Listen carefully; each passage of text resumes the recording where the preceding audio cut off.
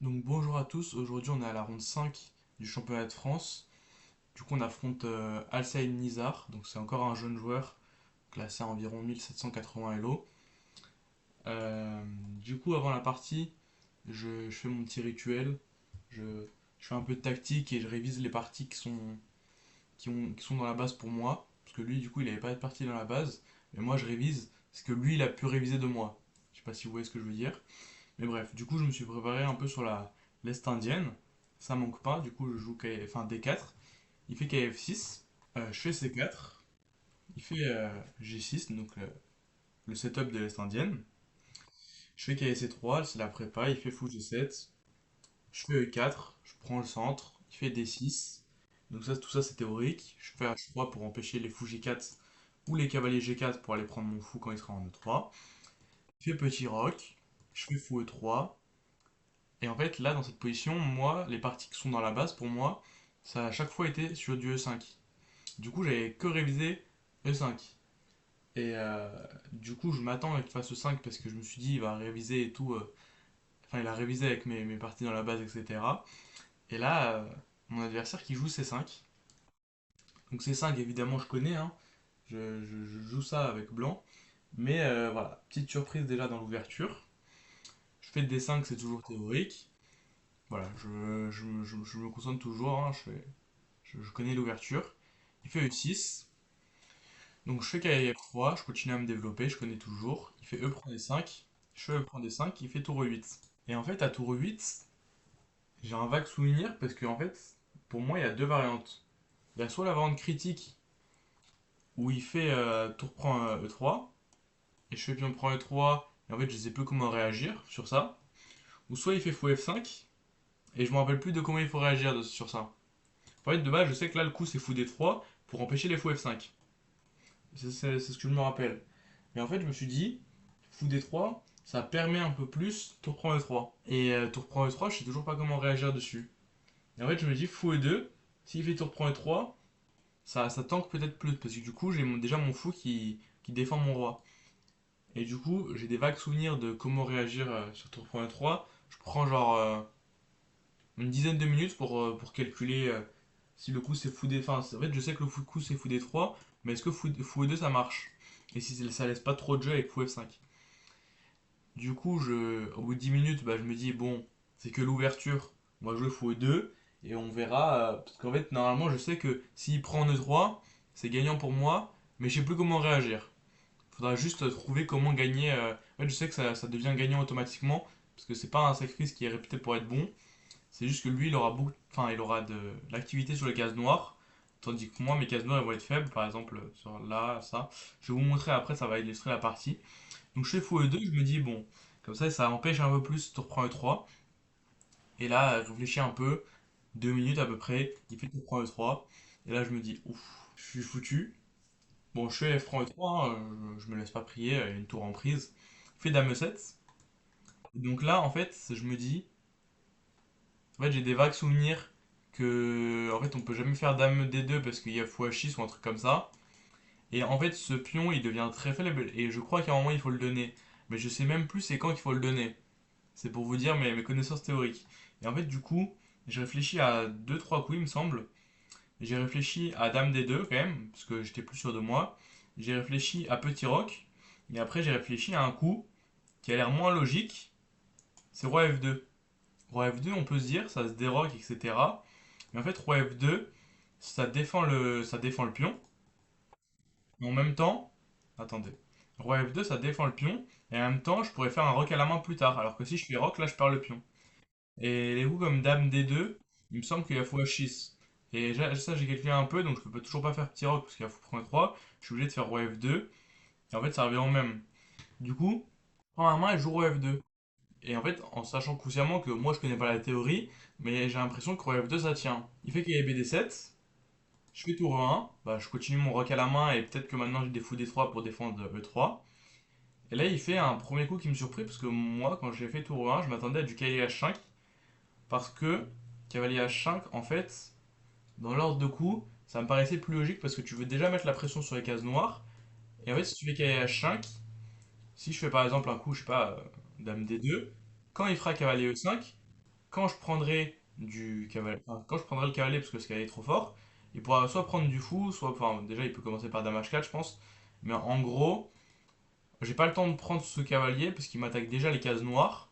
Et du coup, ça me paraissait plus logique de commencer par cavalier h5. Et là, il fait cavalier e5, un coup qui me surprend à première vue. Euh, Bon, après, je calcule un peu.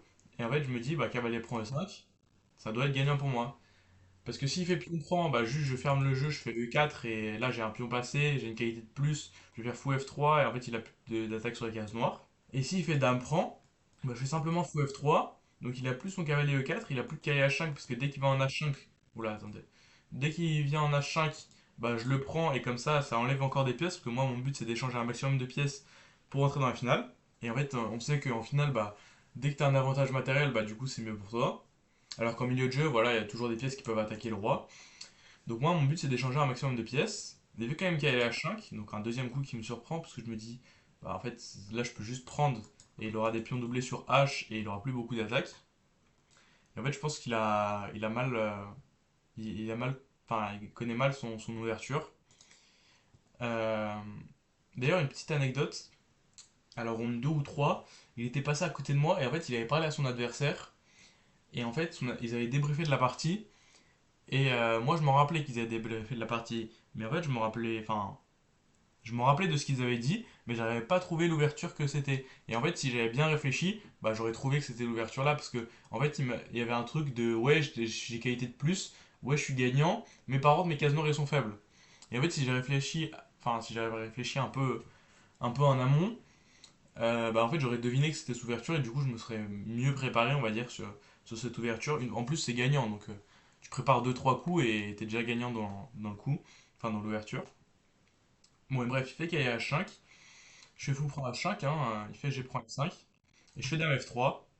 Donc là, j'empêche tous les dames échecs, par exemple. Enfin, je centralise mes tours aussi, je peux centraliser mes tours. J'empêche les venues comme ça sur les cases noires, parce que du coup, j'aurais du G3. Voilà, j'empêche beaucoup de choses avec dame F3. Et en plus, après, je vais peut-être échanger les dames. Enfin, je vais peut-être proposer l'échange des dames via F4. Il fait fou F5. Et donc là, moi, je voulais continuer mon plan avec dame F4. Mais en fait, ce que j'ai vu sur dame F4, c'est que il y avait peut-être dame prend F4, pion prend F4, et fou D3. En fait, ça attaque C4, pardon.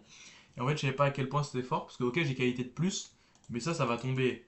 Par exemple, un coup comme. Je calculais des trucs comme ça. Et en fait, ok, il y a peut-être des fou prend C3 pour prendre ça, et en fait, j'étais plus sûr de moi. Du coup, j'ai préféré jouer plus pratique. Avant de proposer l'échange des dames, je fais d'abord tour D1.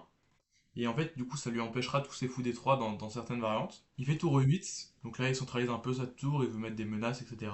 Je continue mon plan dame F4. Il veut pas échanger les dames, du coup, il fait dame F6. Et en fait, dame F6, j'avais calculé en amont que ça marchait pas parce que j'ai E4 dans la position, et s'il bouge le fou, bah, j'échange les dames, comme ça.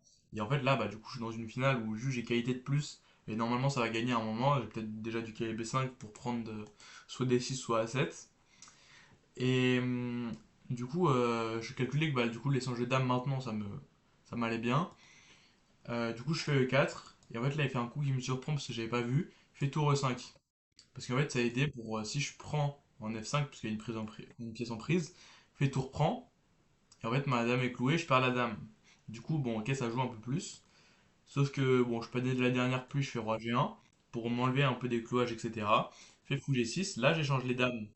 Je fais dame prend F6, fou prend F6. Je fais cavalier B5, parce que je me dis, bon, bah, fourchette de pion, et ok, je peux donner E4, parce que tout va s'échanger, et après, j'aurai mon pion passé, par exemple, une ligne illustrative, ça pourrait être ça. Je sais pas, tour prend E4, fou prend F4, cavalier prend D6, fou prend. Ouais, fou G6, fou prend B7. En fait, le pion, il va aller à la dame très simplement, un truc comme ça, par exemple. En fait, il veut pas stopper le pion, donc ça va à dame tout de suite.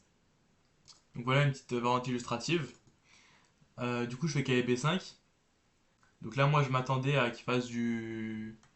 Je m'attendais à quoi? Ah oui, je m'attendais à fou E7. Et qu'en fait, sur cavalier prend A7, il prenne E4 comme ça, il fasse du F5 avec le pion. Et en fait, bah, je peux plus passer par la colonne E. Et du coup, j'étais obligé de faire du A3, B4 pour passer. Mais je pensais que c'était toujours gagnant pour moi. Mais sur quoi il fait tour E7. Donc là, j'ai pas très bien compris son plan. Parce que je me dis, bon, bah, je prends D6 et maintenant je pousse à dame. fais fou prend B2, je fais cavalier F5, donc j'attaque la tour et j'empêche qu'à un moment ils reviennent avec le fou en D4 parce que je pourrais simplement en prendre. Je fais tour E8, je fais D6, je pousse mon pion, je fais tour D8.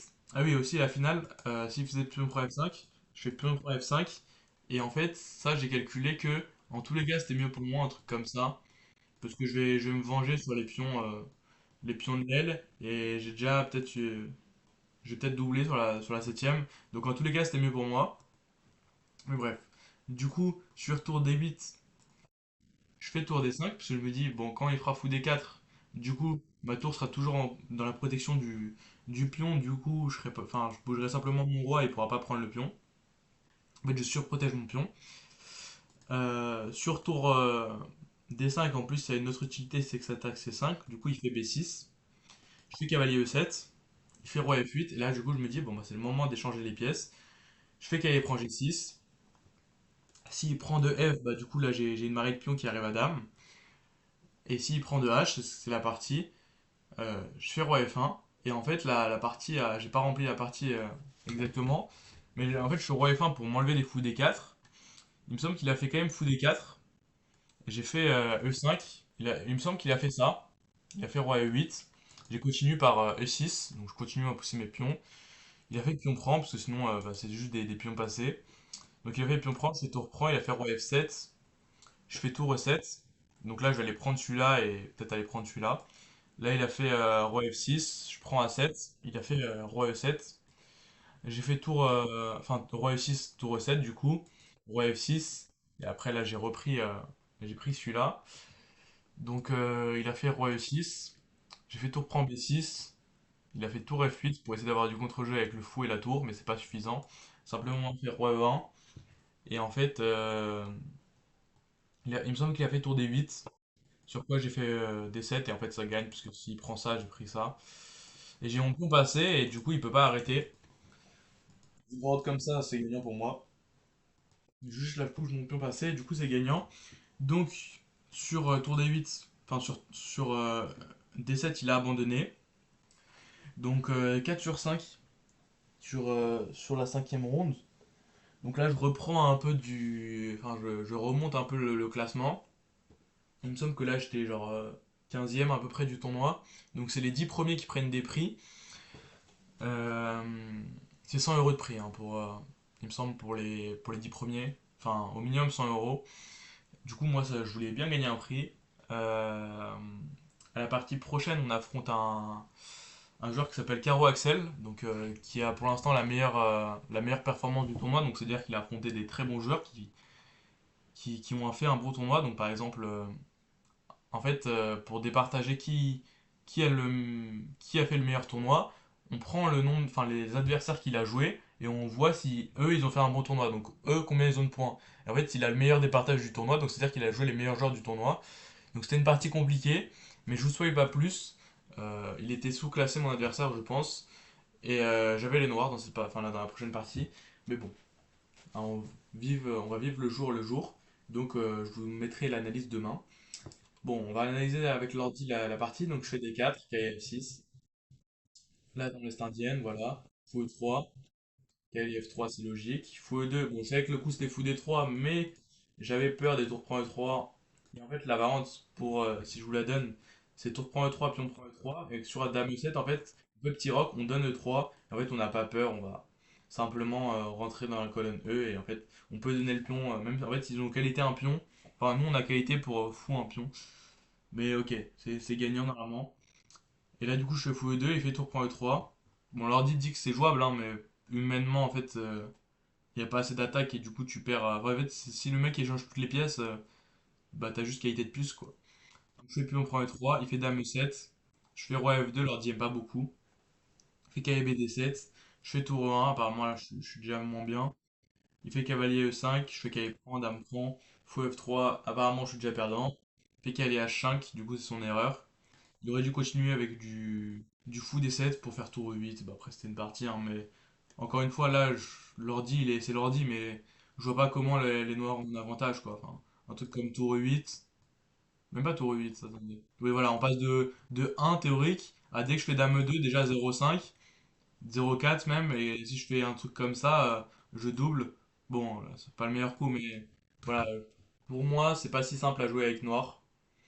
Et pour moi, je suis contre la vie de l'ordi, mais bon, bref. Du coup, il a fait cavalier H5, j'ai pris, c'est le meilleur coup. Je fais dame F3, ça défend tout. Tour D1, bah, c'était juste par peur parce que j'ai toujours. Enfin, je vous ai montré cette variante, hein, mais en fait, je pense que ça tient parce que t'as du KB5 ou un truc comme ça. Ou même du tour E7 pour rentrer dans la colonne. Mais bon, je voulais jouer sécure. Du coup, là, je fais tour D1. Voilà, je propose des échanges de dames. Bon, apparemment, c'est pas un bon coup non plus. Roi rien non plus. KB5. Et après, j'ai converti très proprement. Tour D5, meilleur coup, KB7, etc. Roi F1, bon, c'était juste pour m'enlever des coups D4. Et après, la partie a continué. Bon, j'ai pas rentré tous les coups, mais en gros, il gagnait. On peut regarder comme ça, hein, mais du coup, ça va monter un peu la précision. Normalement, si on faisait les coups, mais c'est un truc comme ça qui s'est passé. Je vous remets la variante. Un truc comme ça.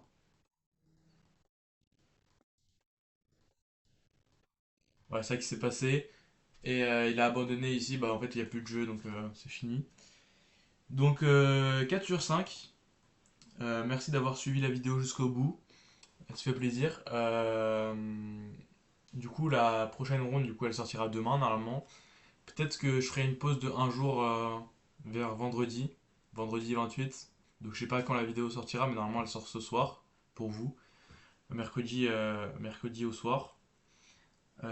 Du coup, peut-être que vendredi, il y aurait peut-être pas de vidéo, mais bon, ça reste à voir. Donc, merci d'avoir regardé la vidéo jusqu'au bout. Salut à tous, au revoir.